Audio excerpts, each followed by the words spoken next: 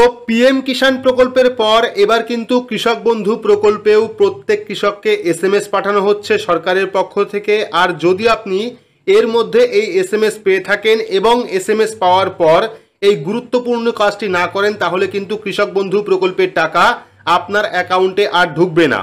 তো কি এসএমএস পাঠানো হচ্ছে এবং এসএমএস আসলে কোন কাজটি আপনাকে করতে হবে বিস্তারিত জানতে পারবেন আজকের এই ভিডিওতে।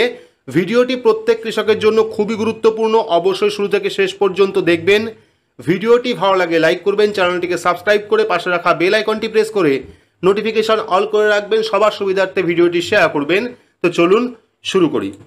তো আজকে 2 তারিখ আর আজকেই কিন্তু এই এসএমএসটি পাঠানো হয়েছে, দেখতে পাচ্ছেন 2/6/2025 এবং এসএমএসে বলা হয়েছে কৃষক বন্ধু নতুন প্রকল্পে সুবিধা পেতে প্রাপ্ত সুবিধা অক্ষুণ্ণ রাখতে আগামী 7 দিনের মধ্যে আপনার ভোটার কার্ড, আধার কার্ড, জমির কাগজ অর্থাৎ ROR এবং ব্যাংকের পাসবই সহ স্থানীয় কৃষি অফিসে অথবা 2/6/2025 তারিখে এডিএ অফিসে কৃষি ক্যাম্পে যোগাযোগ করার জন্য অনুরোধ করা হচ্ছে কৃষি বিভাগ, পশ্চিমবঙ্গ সরকার।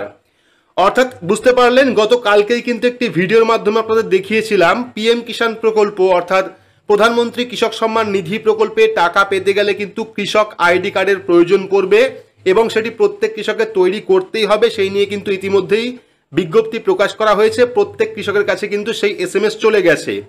তো পিএম কিষাণের পর কিন্তু এবার কৃষক বন্ধু প্রকল্পের পক্ষ থেকেও প্রত্যেক কৃষককে একটি করে এসএমএস পাঠানো হচ্ছে, যেখানে বলা হয়েছে আগামী 7 দিনের মধ্যে, অর্থাৎ এই এসএমএস পাওয়ার পর আগামী 7 দিনের মধ্যে ভোটার কার্ড, আধার কার্ড, জমির কাগজ এবং ব্যাংকের পাসবই নিয়ে স্থানীয় কৃষি অফিস অথবা এডিও অফিসে কিন্তু যোগাযোগ করতে বলা হচ্ছে কৃষি বিভাগ, পশ্চিমবঙ্গ সরকারের পক্ষ থেকে।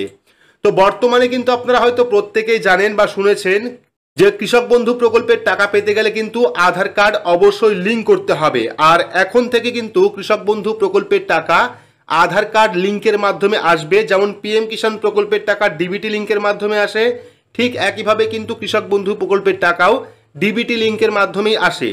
তো যারা যারা এসএমএস পেয়েছেন, অর্থাৎ ইতিমধ্যে যাদের কাছে এসএমএস চলে এসছে, তারা কিন্তু দেরি করবেন না, সঙ্গে সঙ্গেই কিন্তু আপনারা কৃষি অফিসে গিয়ে বা এডিএ অফিসে গিয়ে যাবতীয় যে ডকুমেন্ট বললাম ভোটার কার্ড, আধার কার্ড, জমির কাগজ এবং ব্যাংকের পাসবই নিয়ে কিন্তু অবশ্যই যাবেন। সেখানে কিন্তু জমা নেওয়া হবে এবং আপনার আধার কার্ডটি লিঙ্ক করা হবে, পাশাপাশি ভোটার কার্ডও কিন্তু অ্যাড করে দেওয়া হবে। এখানে ডেট দেখতে পাচ্ছেন 2/6/2025 অর্থাৎ আজকের ডেট, এটা কোনো ফেক নিউজ নয়। আজকে কিন্তু বহু কৃষকের কাছেই এসএমএস এসছে এবং এসএমএস আসার পর কিন্তু আপনারা অবশ্যই এডিএ অফিসে অথবা স্থানীয় কৃষি অফিসে যোগাযোগ করবেন, না হলে কিন্তু পরবর্তী কিস্তির টাকা, এই যে খরিফ মৌসুমে টাকা দেবে 2025 সালে এই জুন মাসে, সেই টাকা কিন্তু আপনারা আর পাবেন না। তো বর্তমানে কিন্তু কৃষক বন্ধু প্রকল্পের যে ওয়েবসাইট, সেই ওয়েবসাইট থেকে আপনারা স্ট্যাটাস দেখতে পাচ্ছেন না। আমি কিন্তু সরাসরি চলে এসেছি কৃষক বন্ধু প্রকল্পের অফিসিয়াল ওয়েবসাইটে।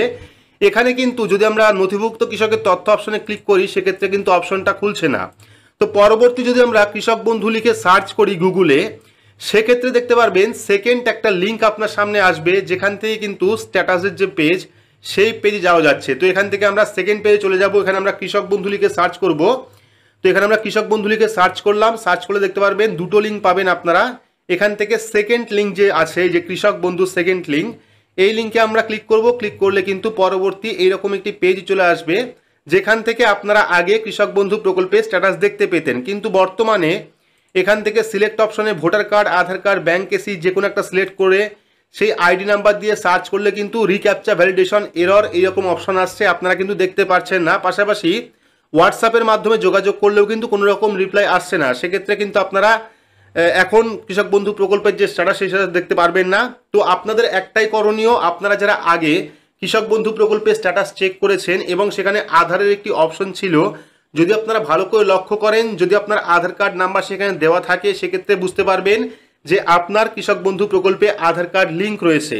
আর যদি আগের স্ট্যাটাসে কৃষক বন্ধু প্রকল্পের স্ট্যাটাসে যদি আধার কার্ড নাম্বার না মেনশন করা থাকে, সেক্ষেত্রে কিন্তু আপনারা বুঝতে পারবেন যে আপনার কৃষক বন্ধু প্রকল্পে আধার কার্ড লিঙ্ক করা হয়নি। সেক্ষেত্রে আপনি এসএমএস পাবেন, প্রত্যেককেই এসএমএস পাঠানো হয়েছে, বিশেষ করে যাদের কৃষক বন্ধু প্রকল্পে আধার কার্ড লিঙ্ক করা নেই। তো আপনারা অবশ্যই কমেন্ট বক্সে কমেন্ট করে জানাবেন কার কার কাছে এইরকম এসএমএস এসছে এবং এসএমএস আসলে পরে কি করতে হবে বিস্তারিত ভিডিওর মাধ্যমে জানালাম।